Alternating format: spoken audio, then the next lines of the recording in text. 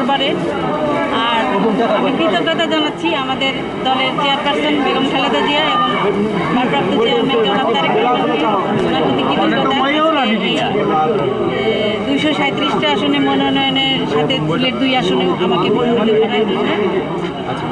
সিলেট 2 আসনের সর্বস্তরের জনগণ, বিশ্বনাথ এবং উসমানীনগরের সবাইকে সালাম।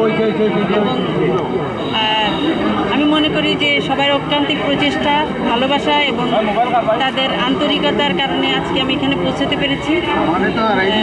সবার প্রতি সম্মান রেখে বলতে চাই যে আগামীতে নির্বাচনে আমরা যাতে সবাই সব ধরনের ব্যক্তিগত দ্বিধাদ্বন্দ্ব ভুলে গিয়ে বা ছোটোখাটো পাওয়া না পাওয়া ভুলে গিয়ে আমরা যাতে সবাই একসাথে কাজ করতে পারি এবং ধানের শীষকে বিজয়ী করতে পারি, এবং ধানের শীষকে বিজয়ী করে আমরা যাতে জনাব তারেক রহমানকে উপহার দিতে পারি, সেই প্রত্যাশা থাকবে সবার প্রতি।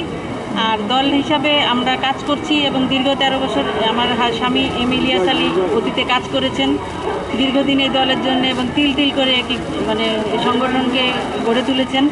এবং সেটার উপরে যখন আমি প্রায় বিগত 13 বছর উনি গুম হওয়ার পর থেকে কাজ করেছি এবং সংগঠনকে সঙ্গে রেখেছি, সংগঠনকে ধরে রেখেছি।